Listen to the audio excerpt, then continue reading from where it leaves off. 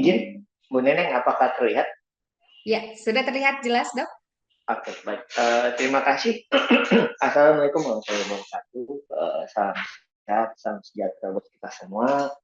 Terima kasih buat Prime Agency yang mengundang saya kembali untuk membawakan tentang topik triase, terutama nanti membahas tentang triase di trauma, triase di stroke, dan pasien dengan ACS. Baik, tadi mungkin sudah dijelaskan panjang kali lebar lama teradi mengenai triase dan jenis-jenis triase. Ya, paling kita hanya mengulas secara sekilas tentang triase itu sendiri. Baik, ini kurikulum vitae saya. Ya, sebenarnya saya bekerja saat ini di Kemendikbud, RSU Kota Tangerang Selatan, dan RSPPN Jenderal Sudirman. Tadi mungkin sudah dibahas sama Dokter Radi, apa sih sebenarnya triase? Triase itu kan tujuannya kita adalah memilah kondisi pasien menurut keakutannya, menurut kedaruratannya, mana yang layak kita tolong untuk kita makan, terutama pasien-pasien yang mengancam nyawa sebenarnya. Jadi kita harus menentukan, kita harus bisa memprioritaskan pasien mana yang layak kita tolong pertama berdasarkan dari sistem triase yang kita punya. Nah, tadi mungkin sudah dibahas jenis-jenis triasenya, macam-macam triasenya gitu kan, karena triase itu berbagai macam model sebenarnya. Ya, yang kebanyakan dipakai di Indonesia adalah jenis ATS, Australian Triage Scale. Nah, balik lagi secara sejarah, sebenarnya triase itu dimulai dari zaman perang, dari zaman Napoleon. Ada namanya Dr. John Leary, Baron John Leary, dokter yang bertugas pada saat perang di zaman Napoleon. Jadi perang Prancis gitu ya. Nah, dokter itu bertugas berkeliling mengangkut tentara-tentara yang cedera melalui gerobak ya. Jadi ambulans pertama zaman dulu itu adalah gerobak. Ya. Jadi tentara yang terluka itu dimasukin ke dalam gerobak semua. Nah, dokter ini bertugas melihat tentara ini masih bisa layak untuk perang atau tidak. Kalau misal tentaranya masih layak untuk perang, dia akan suruh perang. Tuh, jadi dia memilah tentara mana yang bisa untuk berperang lagi. Nah, disitulah muncul kata triase, ya, trier, yang berarti memilih dan memilah. Nah, dimulai dari zaman Prancis. Nah, di rumah sakit itu digunakan itu sekitar tahun 1950-1960 lah. Karena digunakan kunjungan IGD atau kunjungan di rumah sakit itu sangat meningkat. Ya.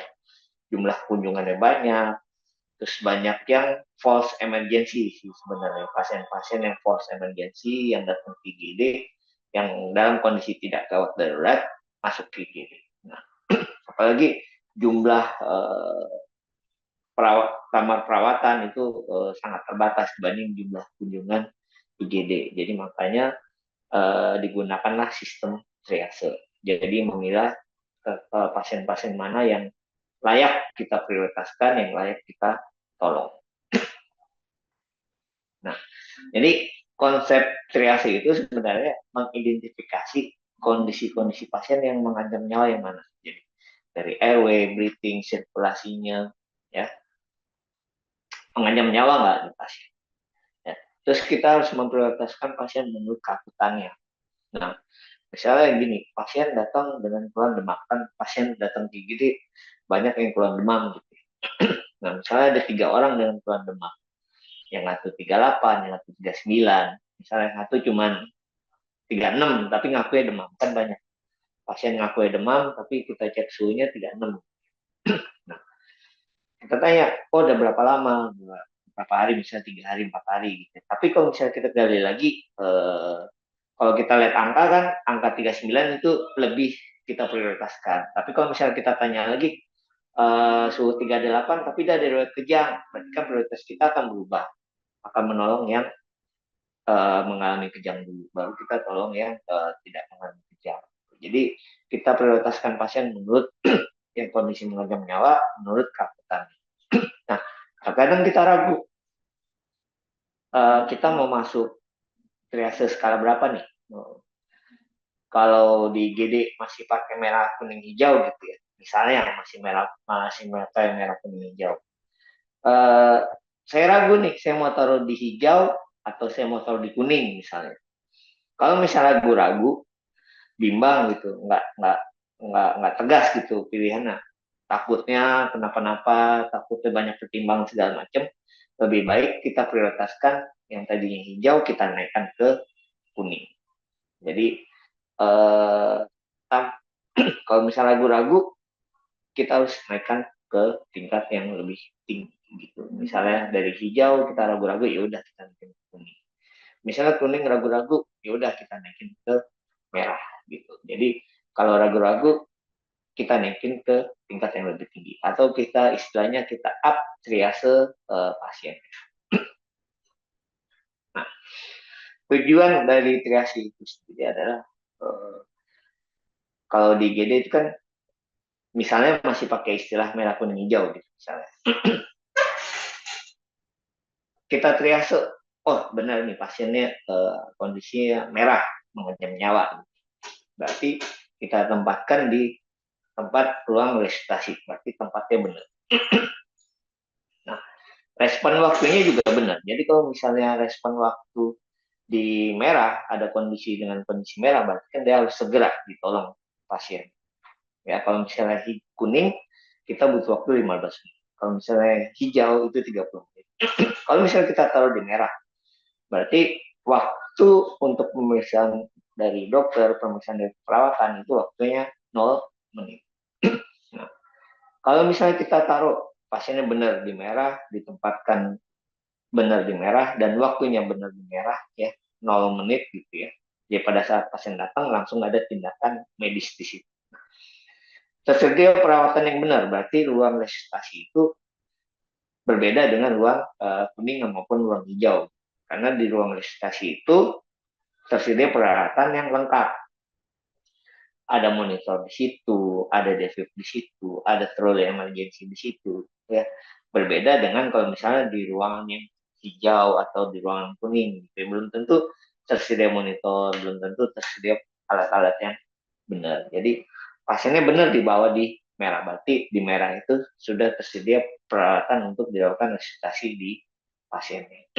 Berarti istilahnya pasiennya ditempatin benar dan waktu yang benar dan tersedia perawatan yang benar. Nah itulah tujuan penempatan dari triase tersebut. Apalagi kalau misalnya yang hijau, pasien yang keluhan demam-demam, yang cuma mau TSKD doang gitu kan, ya sebenarnya tidak perlu masuk ke IGD sih sebenarnya.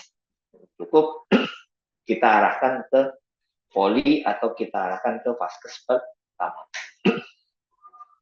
Nah, secara umum ya pasien yang datang ke IGD itu ada 4 ya, kondisi gawat, kondisi darurat, kondisi gawat tidak darurat, ada yang tidak gawat tapi darurat, dan yang paling banyak adalah tidak gawat dan tidak darurat. Ini yang paling banyak ya.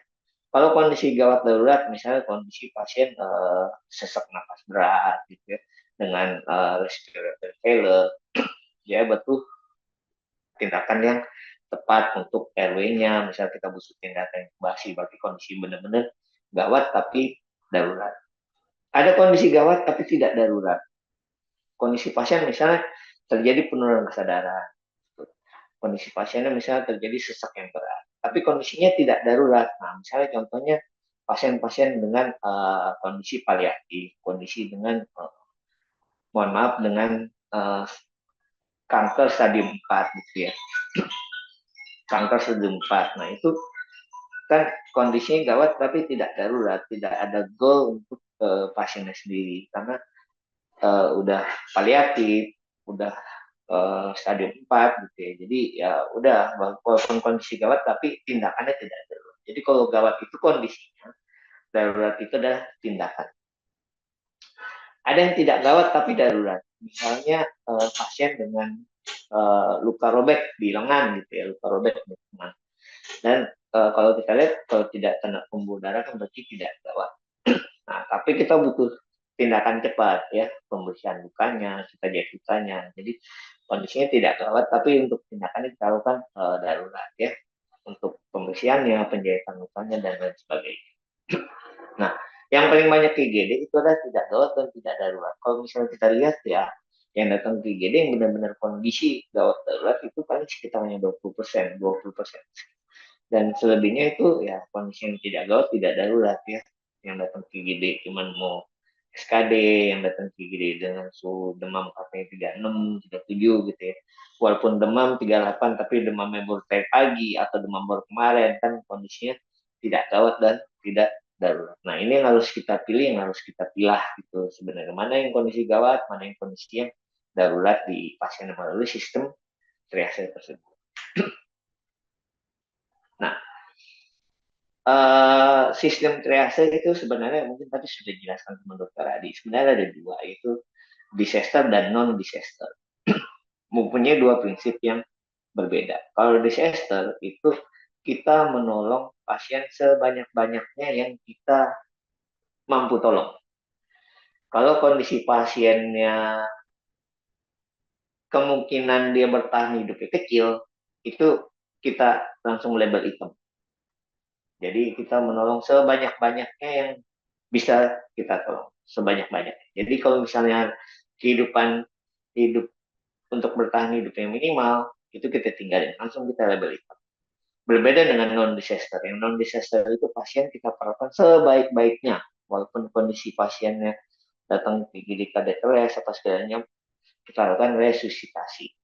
Nah, untuk disaster, di situ ini yang sering kita pakai di GD ya.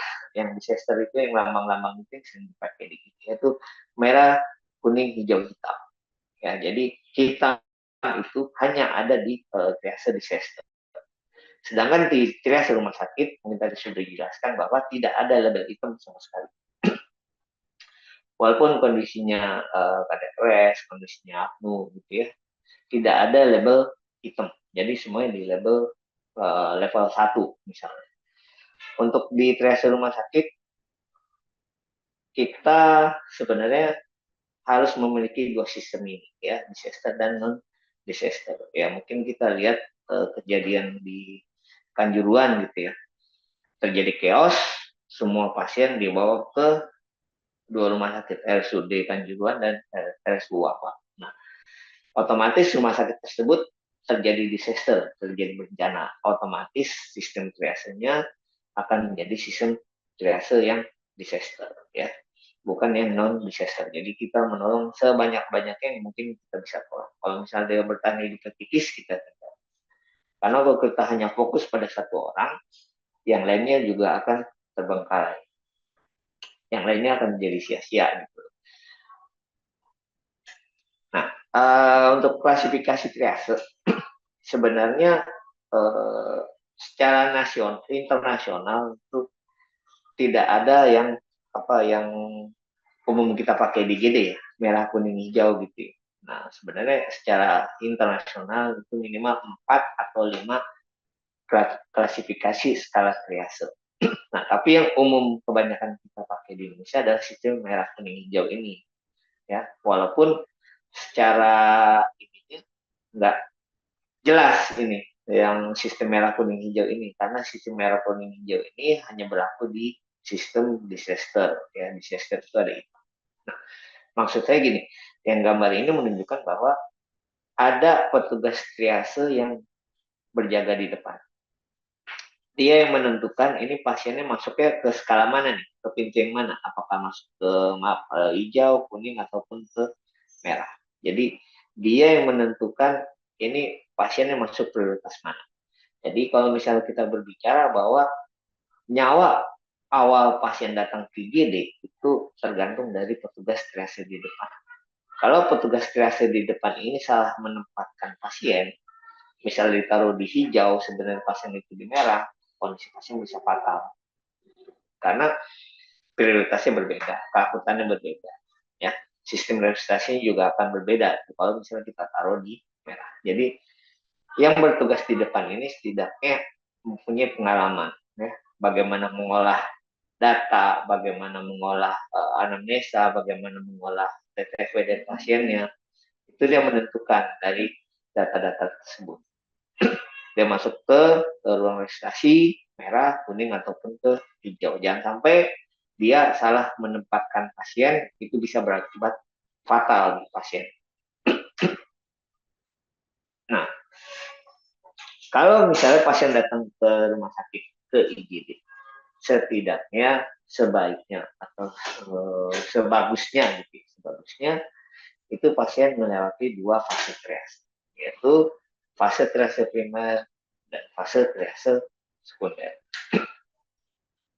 Nah, yang pertama ini fase triase primer. Fase triase primer ini ada petugas yang berjaga di depan, ya, baik itu petugas kesehatan maupun petugas keamanan maupun security gitu. Jadi ada petugas yang berjaga di depan. Kalau misalnya rumah sakitnya terbatas untuk perawatannya, ya kita bisa gunakan tugas security. Nah, tugasnya di sini adalah menyambut pasien. Jadi istilah kita sambut bola di depan. Kalau misalnya kita mau nginep di hotel berbintang 5, bintang 6 gitu kan.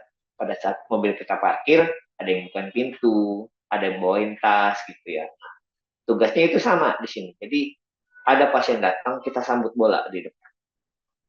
Pasien ini kebutuhannya apa? Butuh bakar, butuh kursi roda, kita siapin di pasien. Jadi kita ambil, kita layani pasien, kita sambut bola di depan. Nah, setidaknya ini mengurangi komplainan di pasiennya yang sering mengatakan, oh saya tidak diapa-apakan, gitu kan. Nah ini mengurangi tingkat komplainan juga di pasien. Setidaknya kita sudah apa-apakan di depan, kita sudah sambut pasiennya di depan. Nah, untuk triase primer ini sendiri, ini kita hanya eagle eye screening, ya, eagle eye screening, screening mata elang istilahnya. Jadi kita lihat kondisi pasien secara sekilas, kira-kira nih kondisinya gawat nggak? Jadi kita hanya menilai secara sekilas kondisi mengancam nyawa dengan di pasien. Kondisi benar-benar gawat nggak menurut petugas yang ada di depan. Jadi ini namakan triase primer. Nah, triase primer ini tidak ada pencatatan sama sekali. Jadi tidak ada pencatatan sama sekali, paling hanya anamnesa singkat, lihat kondisi pasiennya, kira-kira stabil apa enggak. Kalau misalnya enggak stabil, pasien akan langsung masuk ke ruang resusitasi, langsung masuk ke ruang merah. Kalau misalnya kondisinya stabil, kondisinya oke, menurut yang ada di depan sini, pasien akan masuk ke ruang triase sekunder. Nah, di ruang triase sekunder ini baru dilakukan TTV pasien. Kita anamnesa, kita TTV pasiennya, apakah dia ada trauma, apakah dia non kesadaran, gitu ya. Nah, itu dilakukan di sini. Jadi pemeriksaan TTV itu bukan hanya TTV saja di sini, ya. Sebaiknya ada pemeriksaan GDS di sini, pemeriksaan EKG juga kita lakukan di ruang triase sekunder. Jadi kalau misalnya ada pasien dengan kelainan jantung, ada gangguan irama jantung, kita sudah tahu di ruang triase sekunder ini. Jadi kita bisa melakukan rekam EKG. Jadi kalau misalnya ada pasien ACS yang datang ke IGD dari gambaran misalnya gambaran STEMI, ya kita langsung aktifkan kode STEMI. Kita aktifkan misalnya pasien stroke, kita aktifkan kode stroke di pasien ini. Jadi di ruang triase sekunder ini baru dilakukan PTV. Jadi pemeriksaan GDS dan EKG itu yang sering kita lakukan pemeriksaan di dalam IGD gitu. Tapi kalau sebenarnya bisa dilakukan di triase sekunder, kita lakukan pemeriksaan di ruang triase sekunder. Jadi ini ruangan khusus untuk melakukan triase. Jadi kalau tadi di depan, kalau ini di dalam, ruangan khusus untuk dilakukan pemeriksaan triase di pasien.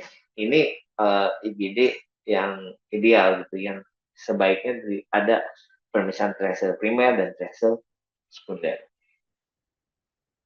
Nah, di triase itu nanti kita baru melakukan pengisian sistem triase, ya. Jadi kita mau pakai sistem triase Australian Triase Scale, ATS yang umum kita pakai, atau Manchester Triase Scale ya, MTS, atau Canadian CTS, atau ESI, Emergency Severity Index, atau TIUS. TIUS ini Triage Early Warning Score. Jadi Early Warning Score ini bisa kita gunakan untuk melakukan sistem di triase. Jadi sudah mulai banyak digunakan sistem EWS ini untuk triase itu sendiri. Nah, yang pertama kita bahas tentang Australian Tracer Scale. Australian Tracer Scale ini dibagi jadi 5 kategori ya. Jadi ada merah, oranye, hijau, biru, dan putih. Nah, ini pembagian. Nah, Australian Tracer Scale ini sendiri pembagiannya itu berdasarkan sistem waktu. Nah, kalau ada kategorinya 1 sampai 5. Kalau 1 berarti pasiennya masuk ke ruang resusitasi. Nah, waktu untuk tindakan medis, untuk pemeriksaan medis itu segera mungkin. Ya. Kalau triase 2 yang orange, ya kita anggap dengan emergent, itu untuk pemeriksaan batas waktu itu sekitar 10 menit. Artinya untuk tindakan medis segala macam itu dalam waktu 10 menit. Kalau misalnya lebih dari 10 menit itu bisa saja terjadi perburukan di pasien atau terjadi perubahan kondisi pasiennya. Kalau misalnya lebih dari 10 menit. Nah, sedangkan yang 5 ini itu 120 menit atau sekitar 2 jam. Dalam arti, kalau misalnya pasien tidak kita lakukan pemeriksaan atau tidak ada tindakan medis sama waktu 2 jam, itu bisa terjadi perubahan kondisi di pasien. Berarti kita anggap kondisi yang non-urgent ini kondisi-kondisi pasiennya stabil, kondisi pasien yang aman gitu. Nah, kalau misalnya di IGD kita biarkan selama 2 jam, bukan hanya perubahan kondisi di pasiennya, terjadi perubahan emosi juga di pasiennya karena pasien menganggap, wah ini saya tidak diapa-apakan selama 2 jam di IGD cuma berbaringan doang. Gitu ya. Jadi istilah maksudnya gini, kalau misalnya di Australian Classical ini dia berdasarkan sistem waktu. Jadi kalau misalnya urgent 3 berarti 30 menit, kalau lebih dari 30 menit berarti terjadi perubahan kondisi di pasiennya. Nah, ini yang paling banyak kita gunakan sistem triase yang di rumah sakit, yang paling banyak kita gunakan untuk Australian Triage Scale ini.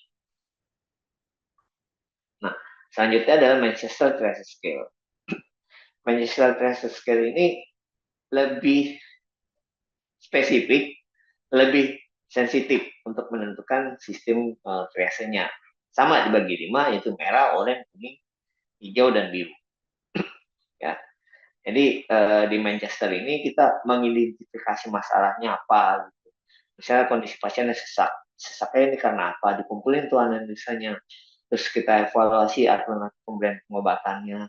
Setelah kita evaluasi, kita terapkan alternatifnya seperti apa. Terus kita pantau implementasinya. Jadi kalau misalnya Manchester ini dia lebih spesifik. Misalnya kondisi pasiennya demam. Nah, diidentifikasi itu demamnya karena apa, dikumpulin data analisa segala macam.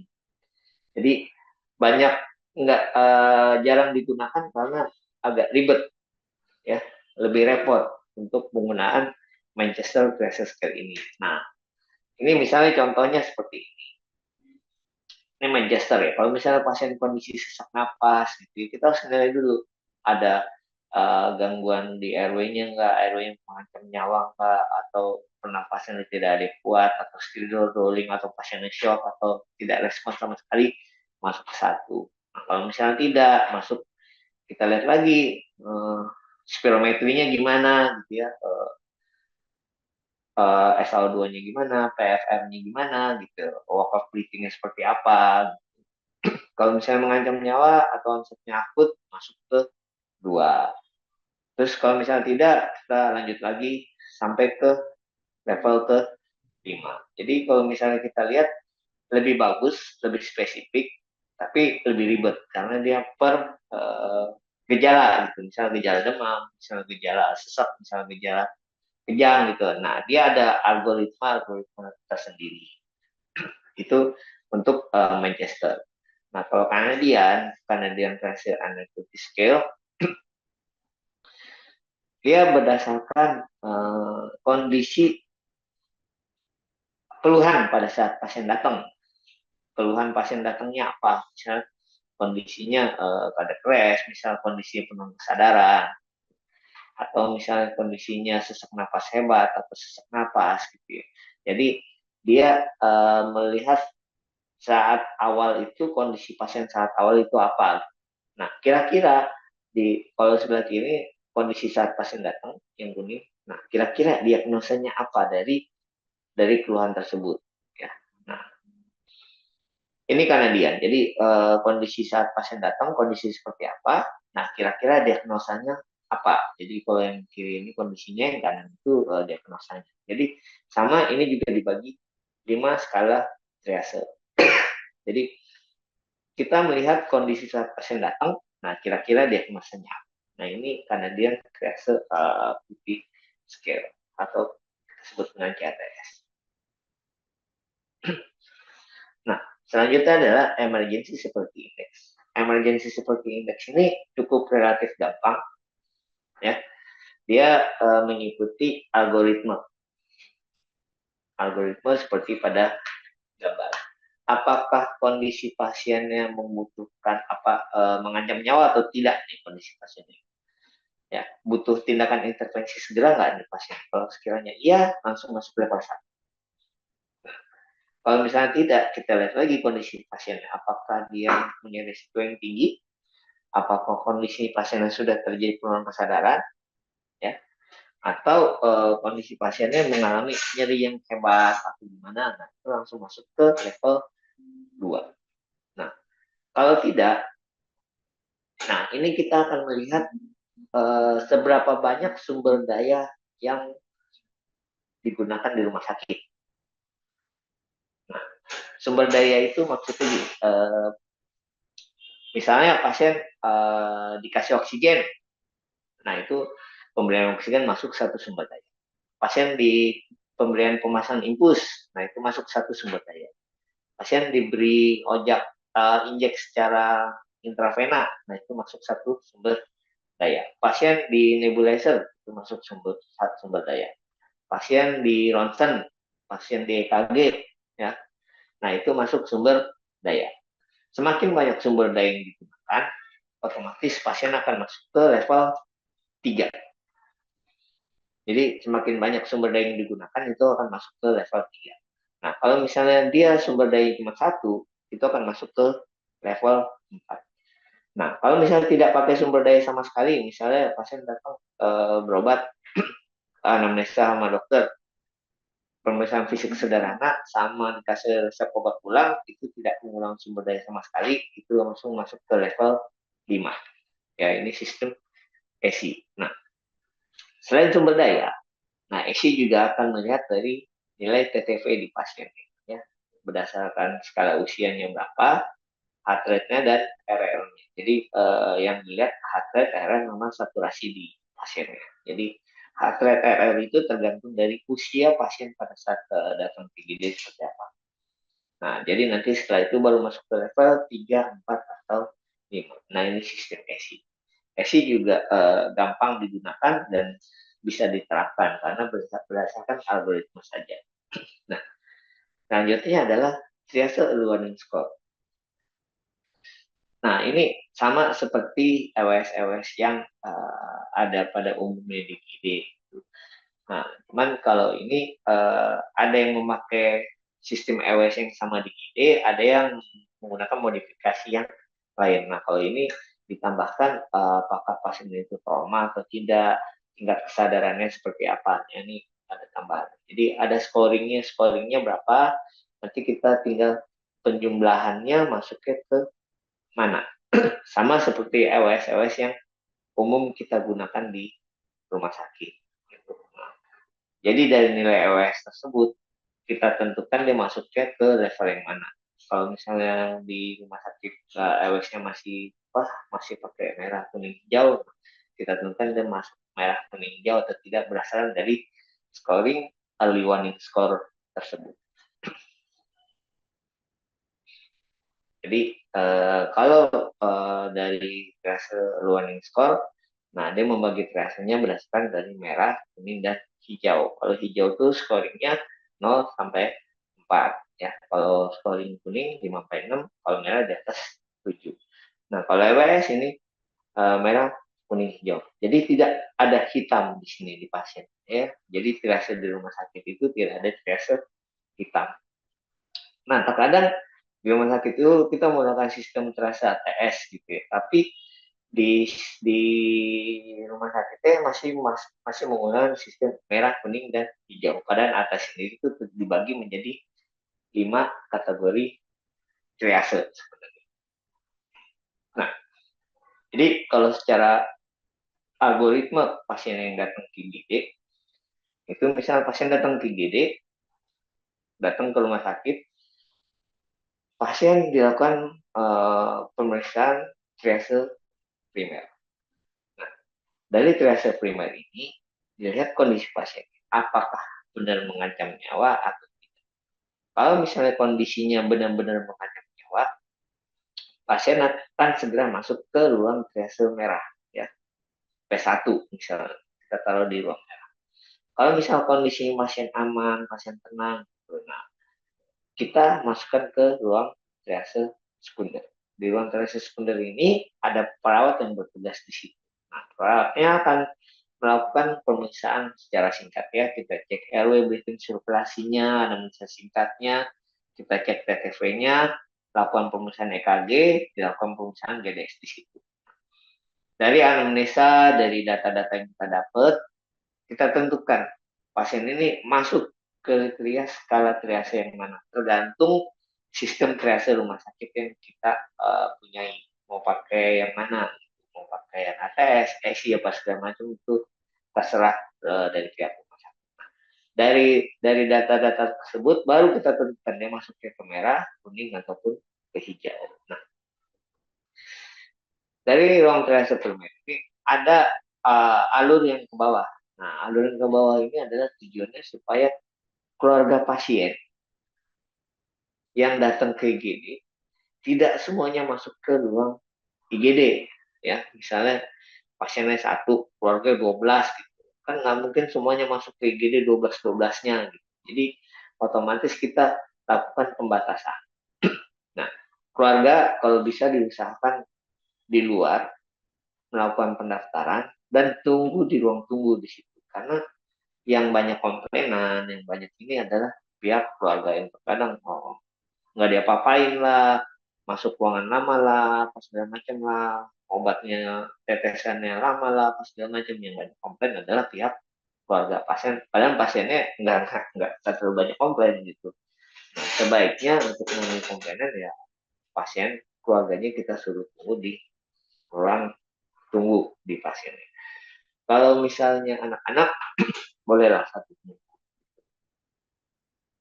Tapi sebaiknya diusahakan keluarga pasien itu berada di luar. Nah, sekarang kita bahas masuk ke topik tentang stroke ya. Jadi pasien yang datang di dengan kondisi stroke, gimana kita melakukan post stroke di pasien itu sendiri. Ya. Jadi kalau stroke itu sendiri itu terjadi perburukan secara cepat baik itu vokal maupun global ya itu karena terjadi gangguan fungsi di cerebral ya. Jadi kalau misalnya dalam waktu 24 jam banyak kondisi pasien yang meninggal karena kondisi stroke itu sendiri ya. Jadi stroke itu disebabkan karena gangguan dari vaskularnya ya, baik itu karena sumbatan, baik itu karena perdarahan atau karena pecah di pembuluh darahnya. Jadi stroke itu kerusakan terjadi pada arteri di otak ya. Jadi yang menyebabkan kerusakan di otak. Jadi kalau misalnya pembuluh darah itu membawa oksigen dan nutrisi ke otak, kalau misalnya udah keblok atau misalnya udah keruptur, berarti bagian otak yang tidak mendapat aliran darah itu akan semakin rusak. Ya, semakin banyak otak yang mati. Jadi kalau misalnya semakin lama, misalnya kalau code stroke dengan SNH, kalau misalnya kita lama, berarti kerusakan sel-sel otaknya juga akan semakin bertambah. Gitu. Semakin bertambah. Nah, otomatis kalau misalnya DSN, nah, semakin cepat kita membukanya itu akan semakin baik. Sama seperti ACS. Semakin cepat kita membuka bloknya, ya otot jantungnya akan semakin bagus, semakin baik. Nah, kalau kita lihat time is bright, ya. Jadi semakin banyak waktu yang dibuang, ya semakin banyak kerusakan otak yang terjadi. Bayangkan dalam waktu 1 menit aja, yang 1 detik misalnya, 1 detik, kerusakan neuron itu 32.000 neuron yang rusak. Ya, sinaps yang rusak itu 230 miliar. Ya, jadi kalau misalnya kita hitung dalam waktu 1 detik, ya terjadi penuaan dini yaitu sekitar 8,7 jam di pasien. Kalau 1 menit, ya 3,1 minggu. Jadi semakin banyak, semakin lama kita tindakannya lama, misalnya pasien SNH untuk pemberian tindakan trombolitiknya, bagaimana tindakan untuk postopnya terlalu lama, atau serangan otak juga akan semakin berat. Jadi time is bright gitu. Jadi kita berpacu dengan waktu. Jadi semakin cepat akan semakin baik. Sama seperti pasien ACS kan semakin cepat dia semakin baik. Jadi kalau misalnya kita lihat dari gambar tersebut, kalau misalnya dia iskemik, ya, kalau misalnya terjadi kerusakan, ya, terjadi sumbatan, nah, terjadi gambaran penumbra di brain area. Tapi kalau misalnya tidak cepat untuk dilakukan tindakan reperkusi di otaknya, ya, kalau misalnya kita lihat perbandingan gambar yang di kanan itu pasien mengalami reperkusi, berarti kerusakan otaknya cuma kecil, tidak besar. Jadi otaknya tidak sampai rusak atau tidak sampai terjadi kematian sel-sel di otak. Jadi semakin cepat kita lakukan tindakan trombolytik, tindakan revaskularisasi, penumbranya juga akan mengecil. Ya, paling hanya tersisa sedikit saja, nggak terlalu luas untuk kerusakan jaringan sendiri. Jadi kalau misalnya kita lihat secara statistik, ya dalam waktu 30 menit di dunia ini ada pasien yang meninggal. Jadi cukup tinggi juga. Jadi bisa terjadi kerusakan permanen di otaknya segala macam, atau misalnya pasien dibawa ke rumah sakit tapi tidak ada fasilitas trombolitik, tidak ada fasilitas revaskularisasi gitu. Nah, itu kan memperburuk kondisi pasiennya juga. Ya, jadi kalau misalnya secara ini stroke dibagi menjadi dua, yaitu karena sumbatan, karena perdarahan. Nah, stroke karena sumbatan ini yang paling banyak, itu 87%, ya, terjadi stroke iskemik. Sedangkan karena perdarahan itu sekitar 13%. Jadi secara statistik yang paling banyak adalah karena stroke sumbatan, yang bisa karena disebabkan emboli atau trombotik di pasiennya. Secara statistik kalau kita lihat bahwa yang terkena stroke itu cukup tinggi, ya, 1 dari 4 orang itu resiko terkena stroke. Jadi kalau misalnya kita lihat statistik ini 25%, 1 banding 4 gitu. 1 orang dari 4 orang bisa mengalami terkena stroke. Nah, walaupun tidak terlihat, ya, kalau kita CT scan misalnya terjadi ada sumbatan yang kecil-kecil, kan sudah terkena stroke. Jadi kalau misalnya secara statistik ya cukup tinggi gitu, 1 banding 4 pasien terkena stroke. Sedangkan dari data penyakit yang 10 kematian tertinggi di Indonesia tahun 2019, yang tertinggi adalah stroke itu sendiri, ya. Ini data tahun 2019 dari data penyakit yang paling tinggi adalah stroke. Yang kedua adalah jantung. Nah, makanya pemerintah menggalakkan pasien-pasien itu di rumah sakit digalakkan untuk diadakan ya cold stroke di pasien. Digalakkan untuk pemberian tindakan trombolitik atau revaskularisasi di pasien. Dan ini sudah dicanangkan di Permenkes gitu. Nah, untuk stroke sendiri ini kita harus lihat ada nggak faktor risiko di pasiennya. Ya, apakah ada tekanan darah tinggi, apakah diabetes, kolesterol, apakah ada riwayat keluarga, usia, apakah ada riwayat TIA sebelumnya. Jadi kita harus menggali pasiennya. Ada nggak faktor risiko di pasien? Jadi kita tanyakan faktor risiko di pasien ini apa? Ya, nggak mungkin pasien mengalami stroke kalau tidak ada faktor risiko di pasien. Jadi kita tanyakan faktor risiko di pasien ini apa. Jadi kalau kita lihat ya, dari terkena stroke sampai hitungan hari, kalau misalnya tidak kita apa-apakan, pasiennya kerusakan akan semakin luas. Jadi ke kematian sel-sel juga akan semakin luas. Jadi semakin cepat area penumbra kalau misalnya terkena stroke ya SMA, semakin cepat pasien dilakukan trombolytik, ya, daerah penumbranya juga akan semakin akan mengecil gitu. Berbeda kalau misalnya tidak dilakukan tindakan apa-apa, nah bisa terjadi kematian sel-sel otak.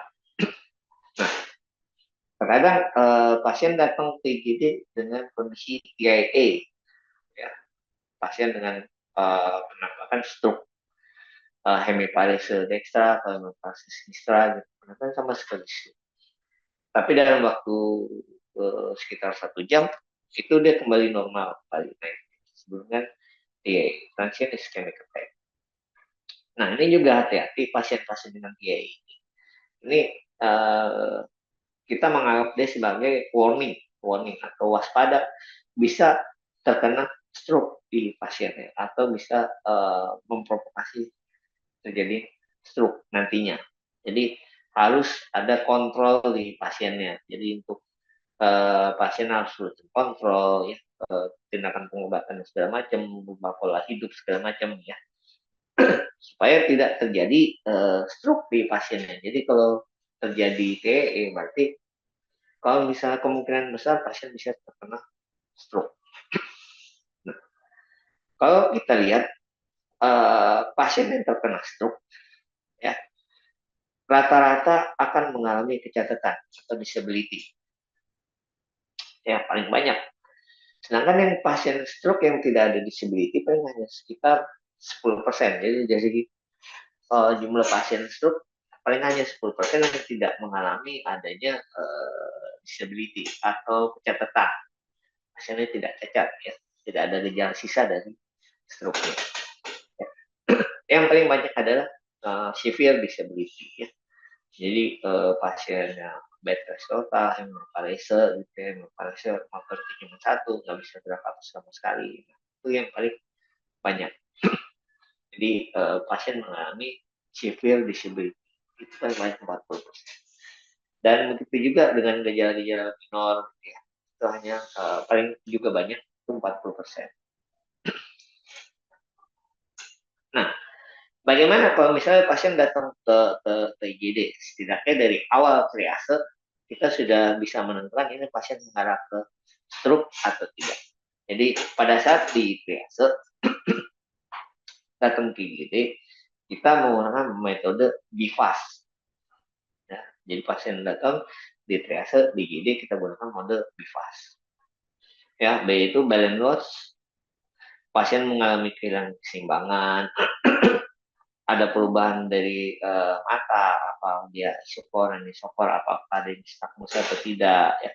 Face F itu face dropping. Jadi kalau kita lihat mukanya merot nih, merot kiri atau merot kanan ya.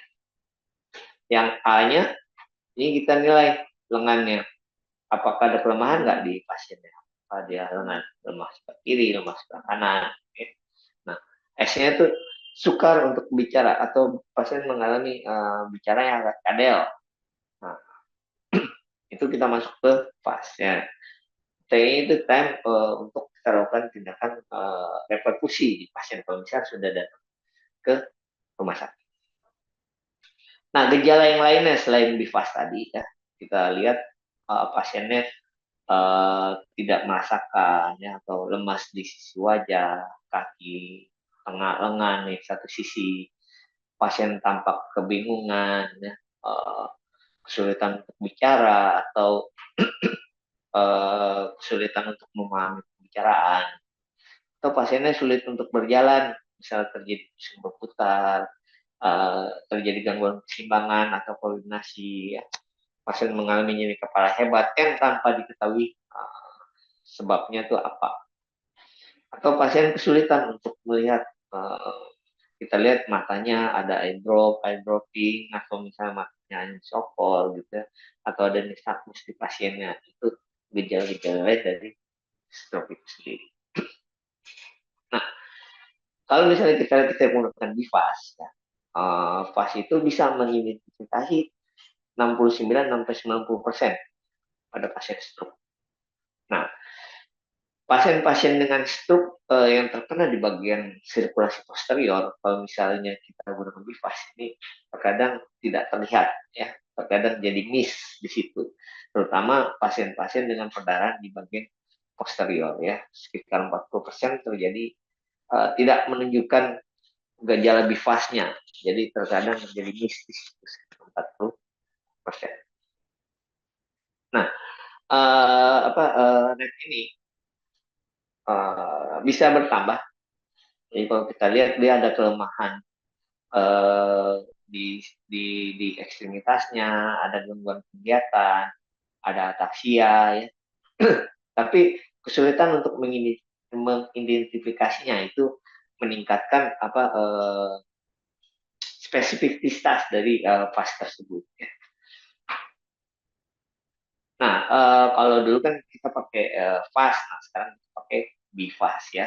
Pakai kita tambah B sama E, ya. B itu untuk ada gangguan keseimbangan nggak di pasiennya, ada gangguan di penglihatan nggak di pasiennya. Jadi secara review, secara meta analisis, ya, bifas ini dan fas ini ya cukup sensitif, cukup spesifik untuk kita gunakan di IGD. Ya, kita bisa menentukan pasiennya dengan akut stroke atau tidak, dengan akut iskemik atau tidak. Jadi kalau misalnya pasien datang ke IGD di triase, untuk supaya cepat, ya kita lakukan bifas ini. Jadi kita lakukan asesmen di pasiennya, ya. Kita nilai. Jadi di bifas itu ada apa, tabelnya, ada scoringnya di situ, ya. Nah, dari tabel dan scoring itu kita isi kira-kira pasiennya masuk ke mana nih, ya. Jadi kalau misalnya 0 sampai 1, ya sekitar 15% pasien mengalami stroke, ya. Kalau misalnya 2 sampai 3 berarti 30%. Kalau 4 sampai 9 berarti di atas 60% atau bahkan lebih tinggi. Jadi semakin tinggi angkanya, ya semakin besar kemungkinan pasien terkena stroke. Jadi kita nilai berdasarkan scoring ini, ya. Kira-kira pasien ini scoringnya di mana? Apakah ada masuk 0, 1, 2 dan 0, 1 dan 2. Setelah itu kita akumulasi, kita total scoringnya berapa. Nah, dari total tersebut kita tentukan, ya, berapa persen kira-kira sesuai dengan ini. Kalau misalnya 4 sampai 9 berarti di atas 60% atau bahkan lebih. Nah,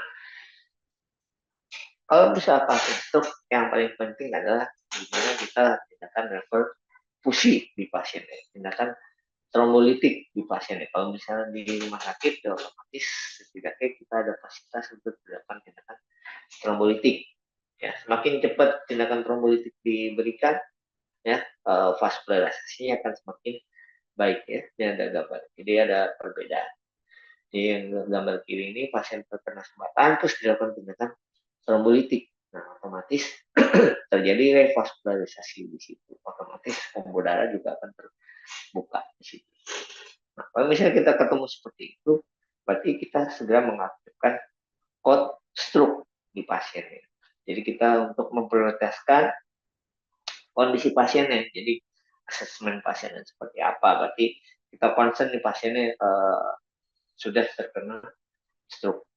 Jadi kalau di tempat saya kerja di Henry itu, kalau misalnya ada pasien dengan kondisi stroke, ya, datang ke IGD, otomatis akan kita paging untuk dilakukan code stroke SCP-nya. Jadi otomatis petugas farmasi, petugas laboratorium, petugas radiologi, mereka sudah siap. Jadi petugas farmasi mereka akan segera mengantarkan obat-obat trombolytik ke IGD. Begitu juga dengan petugas laboratorium, mereka akan langsung datang ke IGD, mengambil sampel darah pasiennya, langsung dilakukan pengecekan. Begitu juga dengan radiologi, radiologi mereka akan segera bersiap-siap. Jadi kalau nggak kita telepon lagi, mau CT scan, oh ntar dulu mesinnya belum dimanasin, tidak. Jadi pada saat dia ada dengan kode stroke, berarti mereka sudah harus siap sedia. Jadi harus segera dilakukan secara simultan. Jadi perlu kerjasama di antara bidang-bidang tersebut. Jadi code stroke, farmasi datang dengan membawa obat-obatan di situ. Obat-obatan bukan hanya trombolytik saja, tetapi semuanya, limfoset, selang oksigen, cairan, selang NGT, selang kateter, semua mereka bawa. Jadi satu kotak itu sendiri, berikut dengan obat trombolytiknya. Jadi semakin cepat mereka datang, ya semakin cepat kita untuk melakukan construction. Jadi kalau misalnya kita lebih itu dalam waktu kurang dari 1 jam, tindakan trombolytik sudah bisa dilakukan di pasien dalam waktu kurang dari 1 jam. Nah, di Kemenkes sendiri sudah melakukan program penanganan stroke sih sebenarnya. Jadi prioritas kita adalah kurang dari 45 jam di pasien. Terkadang stroke ini sulit dilakukan karena pernah saya ngobrol bahwa mereka berpikir terkadang kalau misalnya BPJS itu stroke ini akan masuk di satu codingan dengan obat-obatan. Ternyata itu yang saya tahu dengan codingan yang berbeda. Stroke-nya dengan codingan sendiri, obat trombolytiknya, adaptasinya codingan sendiri. Jadi ada 2 codingan yang bisa kita klaim di BPJS-nya. Jadi bukan hanya codingan stroke sendiri, tetapi termasuk dari codingan obat trombolytiknya itu sendiri. Karena ini masuk dari salah satu program dari Kemenkes.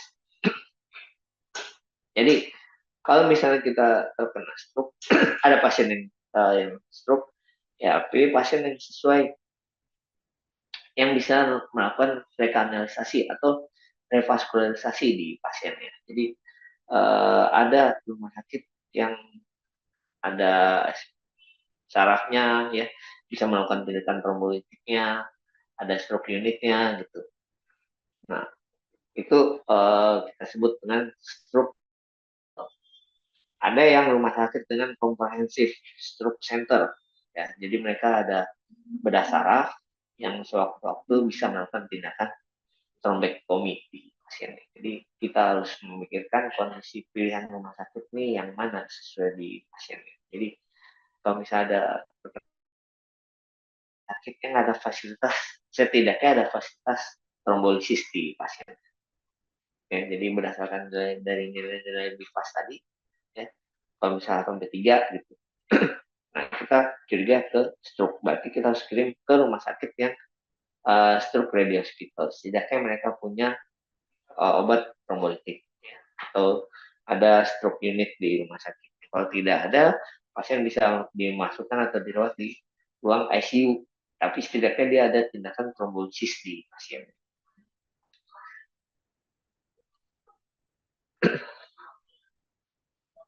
Nah, kalau stroke alert PPW, jadi kita checklist di pasien.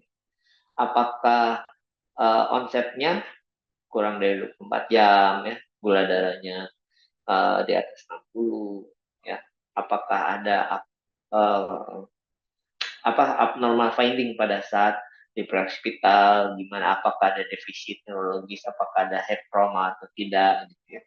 Kalau misalnya semua kriterianya iya, ya kita harus kirim ke rumah sakit yang ada code stroke. Jadi ada checklistnya tersendiri. Nah, jadi Kalau misalnya pasien dengan depresi kita gitu datang ke rumah sakit, kita kan penilaian dengan fast ID ya, yang scoring tadi. Nah, kalau misalnya lebih dari 4, berarti kamu kita harus lakukan screening di pasien. Lakukan tindakan trombolitik ya, pemberian trombolitik di pasiennya. Apakah dia lebih dari 4,5 jam atau kurang dari 4,5 jam, ya kita lakukan tindakan trombolitik di pasiennya. Apakah tindakan trombolitik itu berhasil atau tidak? Gitu. Kalau misalnya tidak, kita rujuk ke rumah sakit yang ada komprehensif untuk tindakan trombolektomi atau tindakan yang lain sebagainya.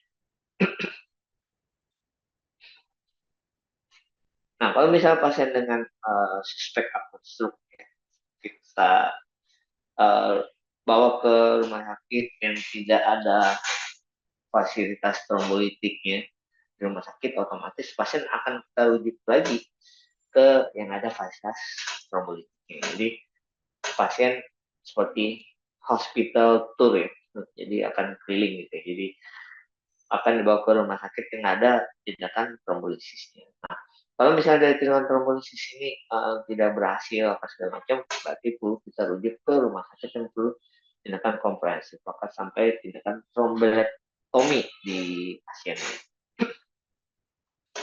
Nah, kalau kita lihat timing, kalau kita lihat waktu untuk tindakan trombolisis itu diusahakan kurang 1 jam pasien sudah dapat tindakan trombolisis atau revaskularisasi tersebut. Jadi dalam waktu 0 menit ini pasien dengan suspek stroke ya, jadi inisial dari awalnya kita lakukan pemeriksaan segala macam ya, awal deteksi kita bifas segala macam ya, setelah itu kita aktifkan code stroke. Nah, code stroke akan menotif tim-timnya ya, jadi labnya, radiologinya, dokter neuronya. Dalam waktu 15 menit berarti sudah ada pengambilan sampel darah, pemeriksaan dokter, apa segala macam itu dalam waktu 15 menit. Nah, dalam waktu 25 menit itu pasien sudah dilakukan pemeriksaan CT scan kepala. Nah, setelah CT scan kepala, dalam waktu 45 menit hasilnya sudah ada bacaan. Jadi dari CT scan sampai hasilnya butuh waktu sekitar 20 menit. Nah, setelah itu diputuskan apakah nih pasien dilakukan trombolitik atau tidak berdasarkan dari hasil CT scan. Nah, jangan lupa kita nilai skor NIHSS di pasien. Nah, kalau misalnya pasien layak untuk dilakukan tindakan trombolitik, segera lakukan tindakan trombolitik atau revaskularisasi di pasien. Nah, untuk dosisnya, guideline ya kita bisa pakai European Stroke Organization ya, dengan dosisnya 0,9 mg per kilogram berat badan. Nah, tapi kalau misalnya di Singapura mereka menggunakan dosis 0,6 kalau nggak salah untuk dosis adrenalase di pasien. Nah, kalau misalnya dari AHA itu pasiennya itu diusahakan konsepnya 3 jam ya. Nah, tapi kalau misalnya untuk LTPA misalkan di bawah 4,5 jam. Jadi kalau misalnya di bawah 3 jam, levelnya udah kelas 1, level A. Tapi kalau misalnya sudah lebih dari 3 jam, 3 sampai 4,5 jam, dari itu masuk kelas 1 dan masuk ke level B. Ya. Jadi otomatis semakin cepat kita lakukan tindakan, akan semakin baik di pasien. Nah, sedangkan dari PNPK stroke tahun 2019 ya, direkomendasikan bahwa bisa sampai di bawah 6 jam di pasien. Ini berdasarkan PNPK stroke tahun 2019. Ya. Jadi Kementerian Kesehatan sendiri sangat concern terhadap pasien-pasien yang stroke ini. Jadi diusahakan rumah sakit untuk dilakukan tindakan revaskularisasi trombolitik di pasien. Nah,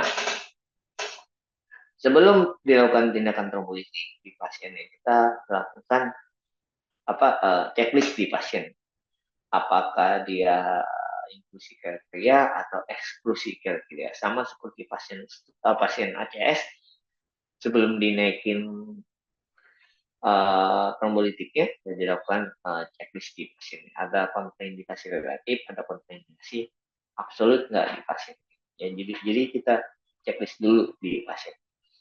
Jadi kalau kita lihat pasien dengan trombolitik datang ke GD, kita akses pasiennya, kita lakukan pemeriksaan fisik di pasien. Kalau misalnya mengarah ke stroke, kita aktifkan code stroke di pasien.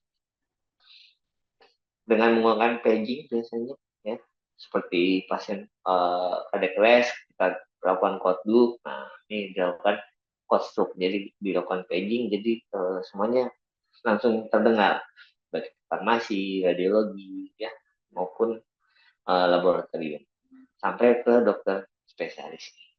Nah, setelah itu dilakukan pemeriksaan CT scan kepala, ya, pemeriksaan EKG, lab, ya.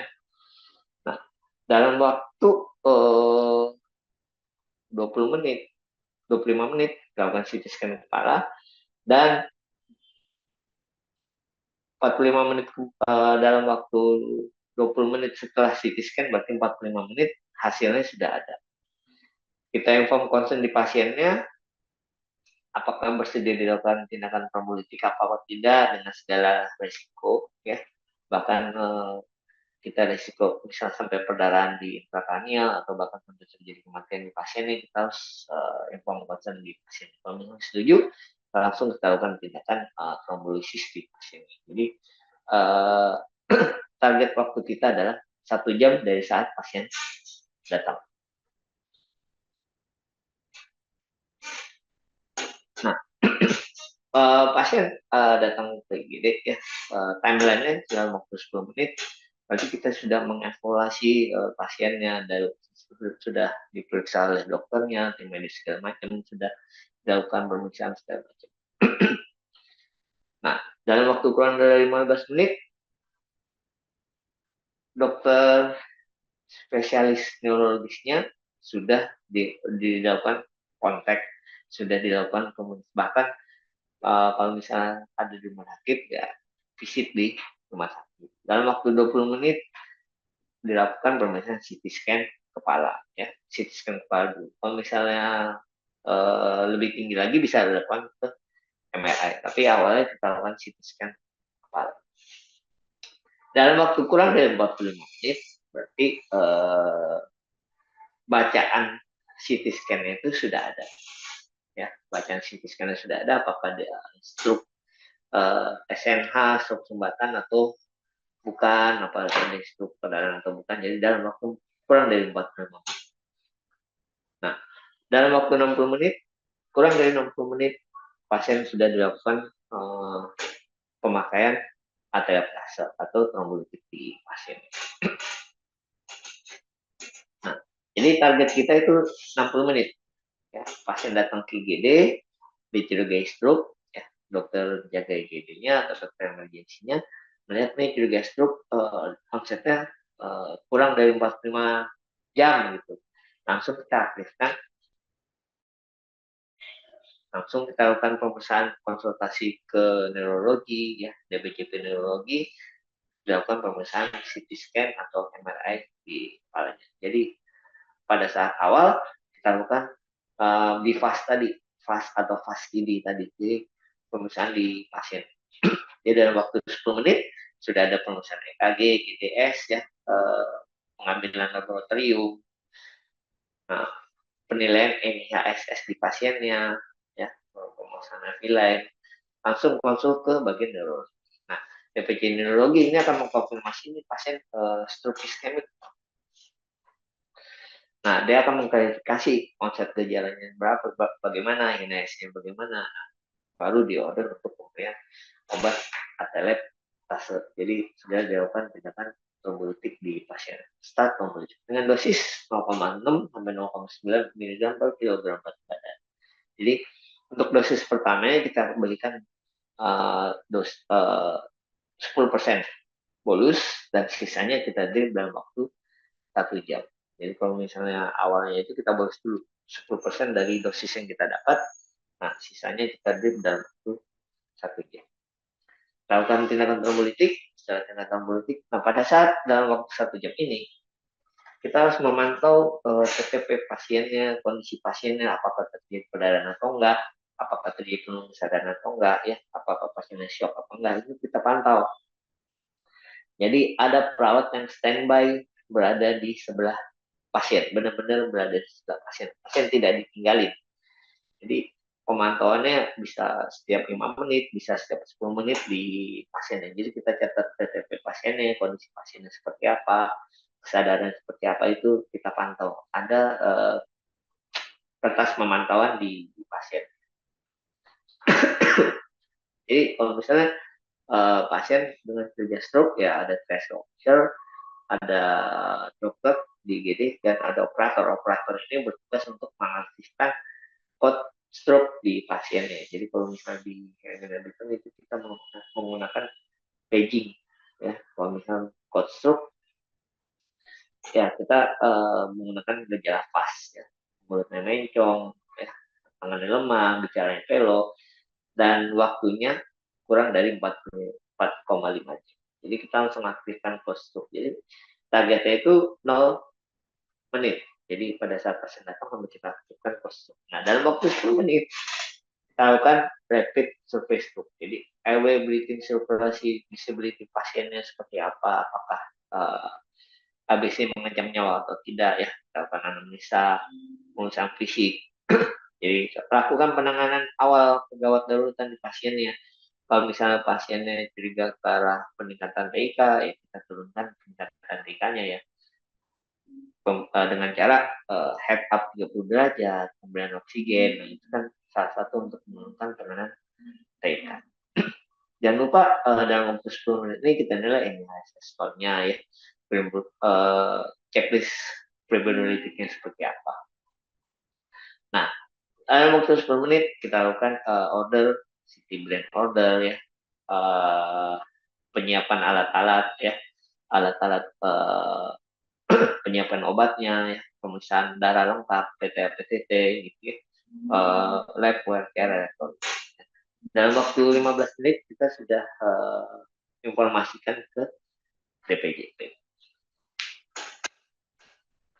Nah, code stroke teraktivasi, radiografer, radiologisnya yang siap sedia. Tidak bilang lagi, oh mesin CT scan lagi panasin, tidak. Jadi sudah ada komunikasi di situ. Jadi sudah ada persiapan. Jadi pada saat pasien stroke, tim radiologinya sudah terinformasi.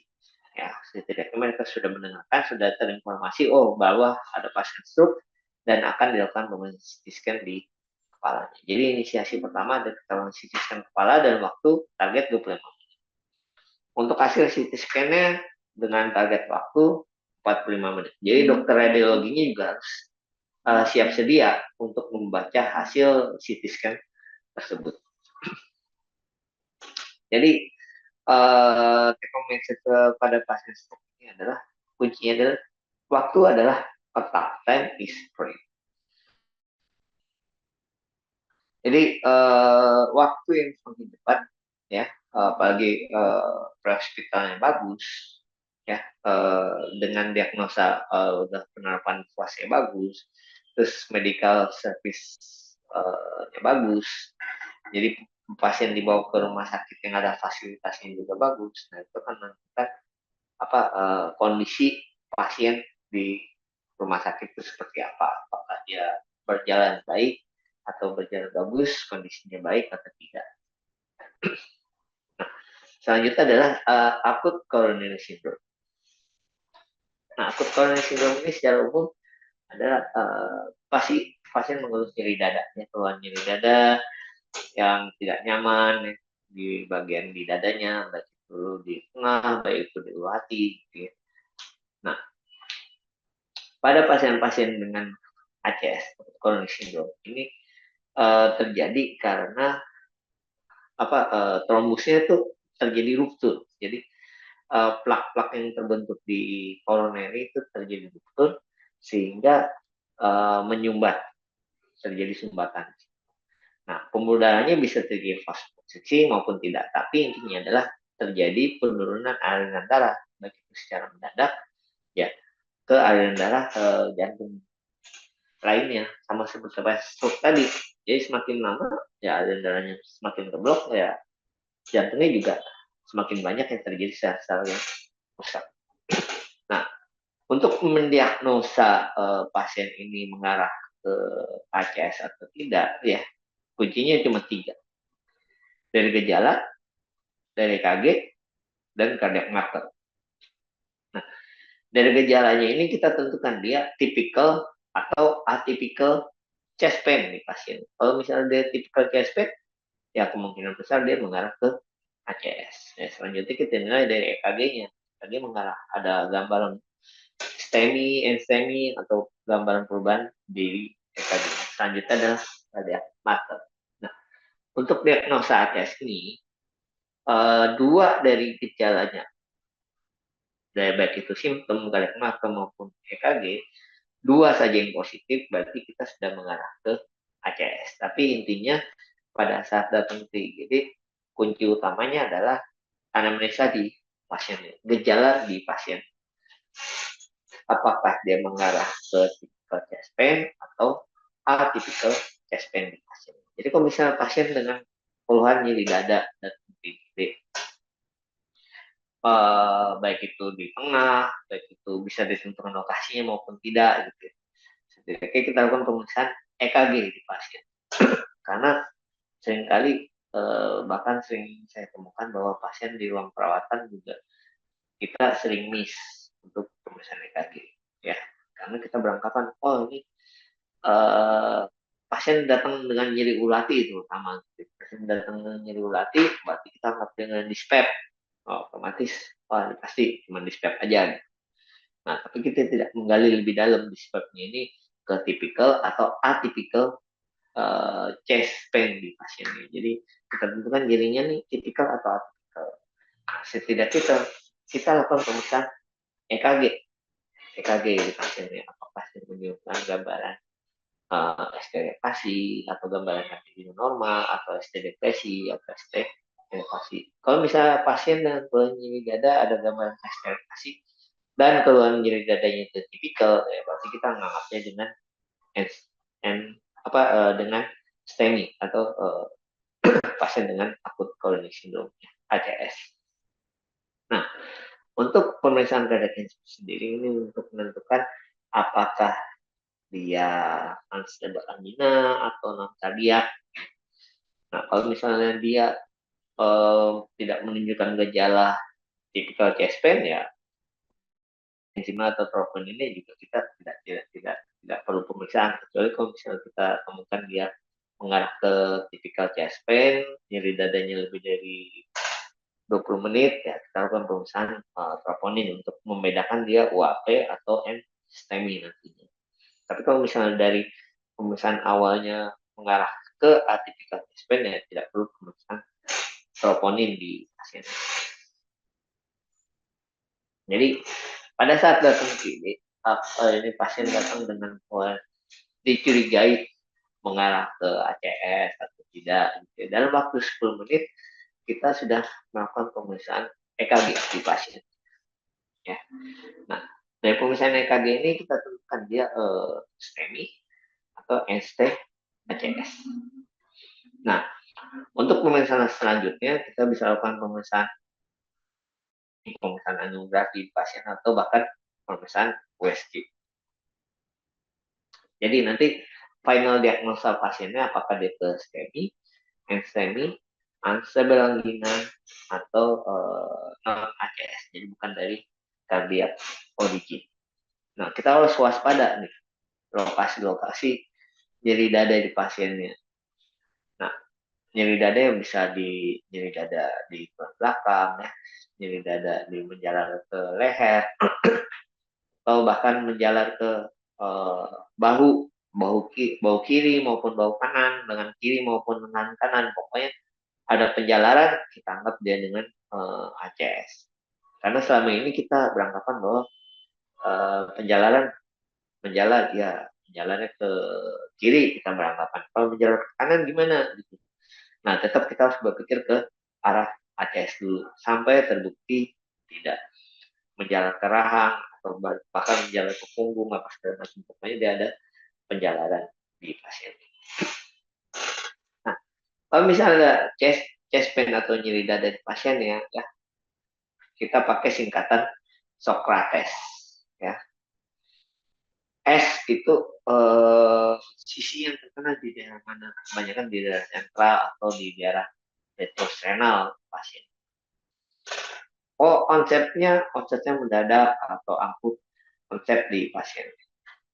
C, karakteristik di pasien nyerinya seperti apa? Biasanya nyerinya itu seperti kebakar, seperti ditekan, seperti ditindih, gitu, seperti keikat. Jadi rasanya nyeri tumpul. Bahkan pasien sendiri tidak mampu menentukan lokasi nyerinya seperti apa.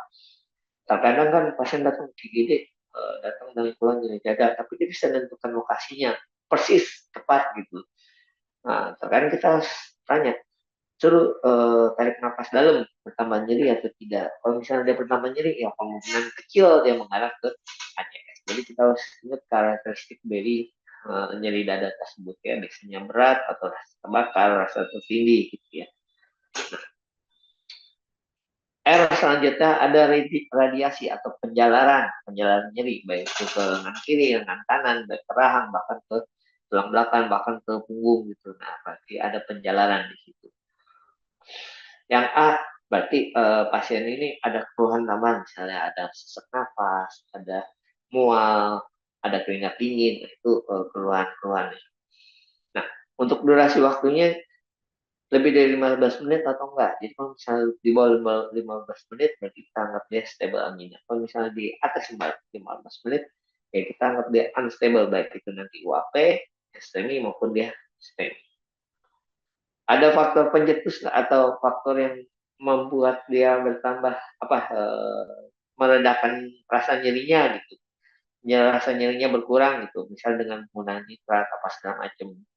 Atau S selanjutnya adalah nyerinya itu bertambah berat, bertambah hebat kalau misalnya pasien ada aktivitas. Jadi dari kalau pertama pasien datang ya simptomnya kita chest pain ini ya kita pakai singkatan Socrates ini. Ya, dia tipikal atau atypical chest pain. Nah, jangan lupa sama seperti tadi stroke, berarti harus ada faktor risiko di pasiennya.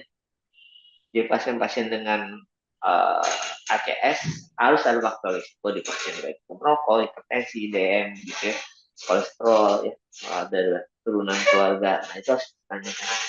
Merokok. Jadi apakah ada faktor risiko nggak di pasien? Jadi kita harus tanyakan satu-satu. Izin informasi dok, izin Ya, untuk penyampaian materi waktunya kurang lebih 10 menit lagi. oh siap. Ya, terima kasih. Silakan Ya. dilanjut. Nah, untuk gambaran pasien-pasien dengan STEMI, berarti kita mencari ada ST elevasi di pasiennya. Jadi kalau misalnya di EKG itu ada perubahan bentuk EKG. Jadi kalau sebelum terjadinya cedera itu normal EKG. Kalau sudah iskemi, dia terjadi ST depresi dengan diikuti peningkatan gelombang T yang tinggi. Karena kita melihatnya seperti hiperakut di pasien.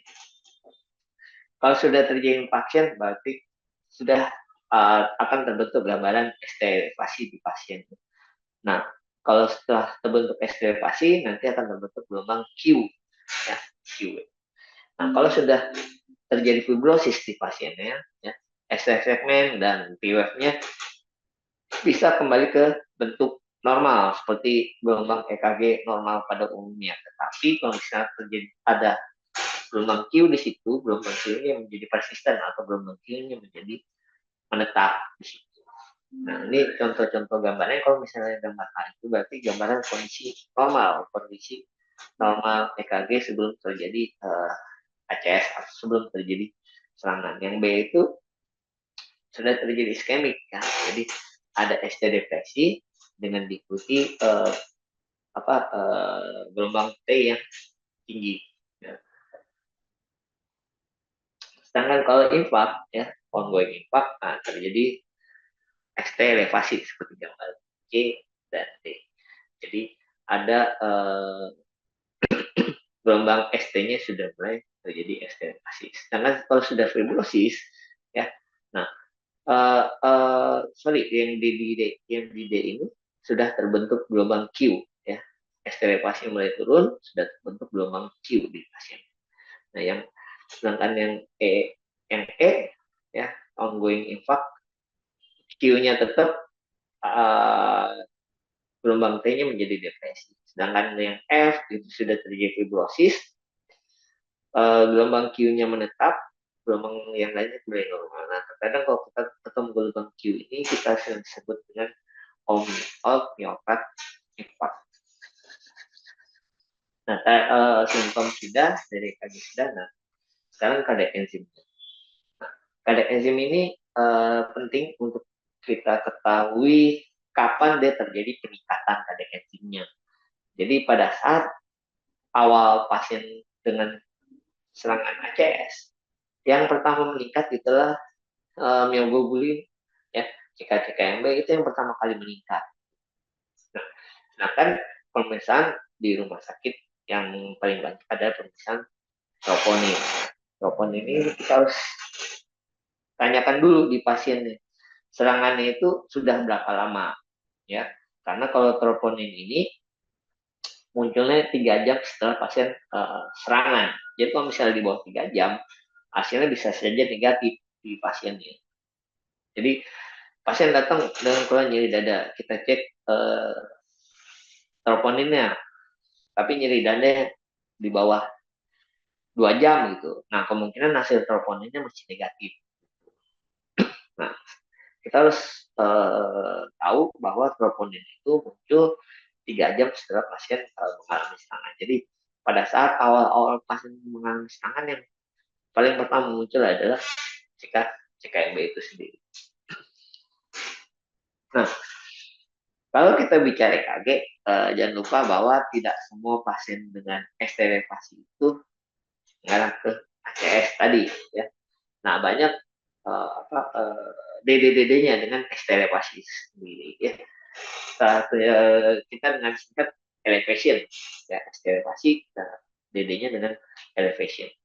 Yang pertama kita lihat dia gangguan elektrolit dari pasien, pertama ada hiperkalemi, ya, yang sering kita sebut dengan Tauti, ada terus L LBBB, early revascularisasi, ya, ventricular hypertrophy, aneurisma ini gambar-gambarnya hampir mirip dengan pasien-pasien dengan ACS. Jadi jangan lupa kuncinya adalah di anamnesa di pasien mengarah ke typical chest pain atau atypical chest pain. Nah, kita masuk ke reperfusi di pasien. Dengan reperfusi, nah, sebenarnya tidak jauh berbeda dengan pasien stroke, ya, tapi pasien ACS ini durasinya lebih panjang, ya, untuk stroke ini. Kalau dibandingkan dengan stroke, kalau stroke tadi batas onsetnya adalah 4,5 jam, tapi kalau ini lebih panjang. Nah, jadi ini sama, time is muscle. Jadi semakin banyak waktu yang terbuang, kerusakan juga akan semakin hebat, semakin parah. Jadi bisa terjadi kadar keras mendadak apa segala macam kalau misalnya tidak dilakukan reperfusi secara cepat.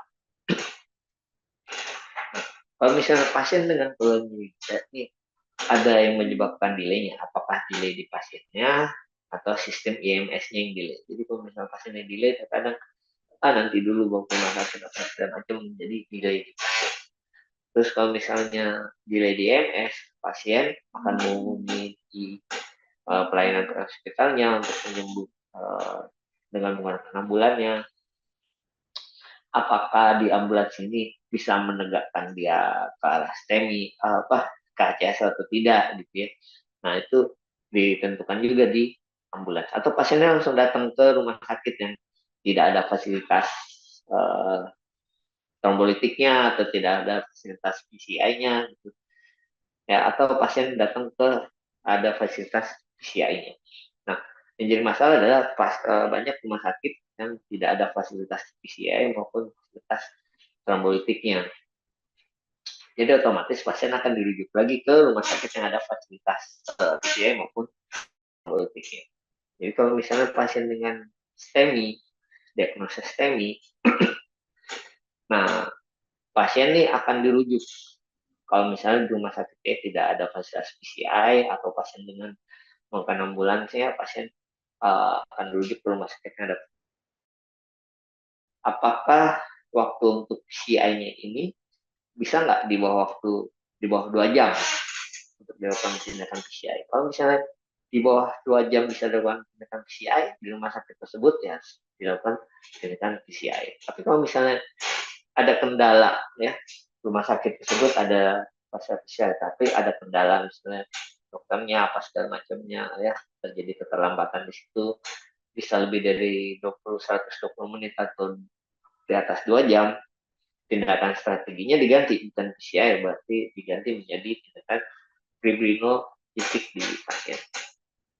Nah, tapi kalau misalnya pasiennya ada di rumah sakit yang ada fasilitas PCI, ya, nah dilakukan tindakan PCI-nya itu di bawah 20 menit, 60 menit, jadi tindakan reperfusi, jadi menggunakan wire crossing, ya, jadi tindakan PCI di pasien. Jadi strategi yang digunakan kalau misalnya pasien datang dengan kondisi stroke, apakah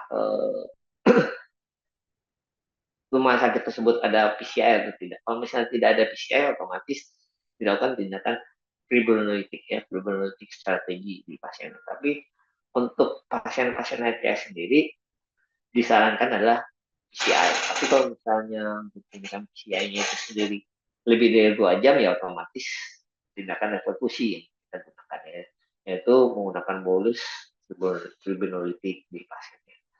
Nah, terus kita observasi pasiennya selama pembelian tersebut, kita transfer ke rumah sakit yang ada fasilitas PCI. Pada saat pemberian, setelah pemberian obat fibrinolytik ini, apakah dia memenuhi kriteria reperfusi atau tidak? Kalau misalnya tidak, pasien akan dilakukan rescue PCI. Kalau misalnya mau memenuhi kriteria, berarti kita lakukan rutin PCI di pasien. Jadi konsepnya ini lebih kurang dari 12 jam nggak di pasiennya, ya. Ya, terus kita tambah dengan gambaran EKG-nya, ada gambaran eksteritasi di pasiennya, ya berarti kita harus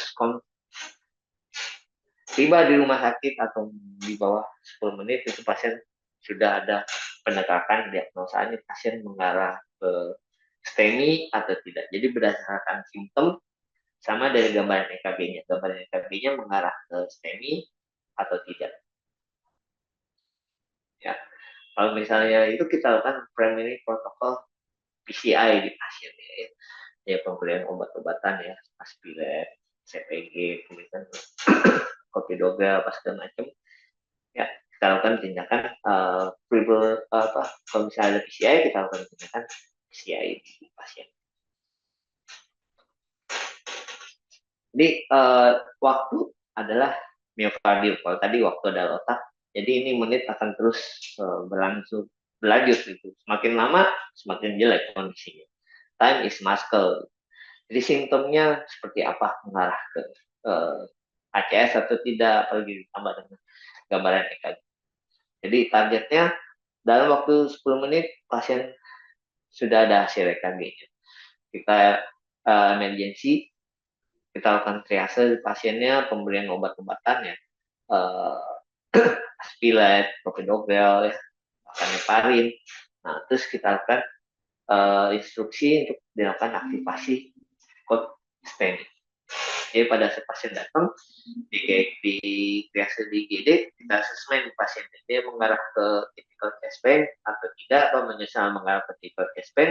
Dengan gambaran eksterisasi pada gambaran EKG, kita langsung melakukan aktivasi. Kita kontak kardiologisnya untuk confirm STEMI, untuk aktivasi code STEMI. Ya. Jadi kalau stroke itu agak lama, kalau STEMI enggak. Jadi dari triase sudah bisa kita tentukan ini pasien perlu dilakukan tindakan reperfusi, baik itu PCI maupun trombolitik. Jadi kita lakukan code STEMI. Jadi ada kardiologis yang kalau misalnya kardiologisnya ada, kita lakukan tindakan PCI intervensional PCI. Jadi kalau misalnya waktunya lebih dari 2 jam, ya kita lakukan tindakan fibrinolytik di pasien. Jadi tergantung waktunya, apakah di bawah 120 menit atau di atas 120 menit. Ya, jadi Izin dokter. Ya, Izin dok, untuk waktunya sudah habis. oh gitu. Ya, baik. Oh baik. Saya stop screen dulu. Boleh. Izin dok, ada berapa slide lagi dok? Yang trauma belum? Oh iya, boleh mungkin dilanjut 15 menit lagi dok. Yang Jadi trauma ya? kita lanjut diskusi ya. Oke baik. Ya, silakan dok.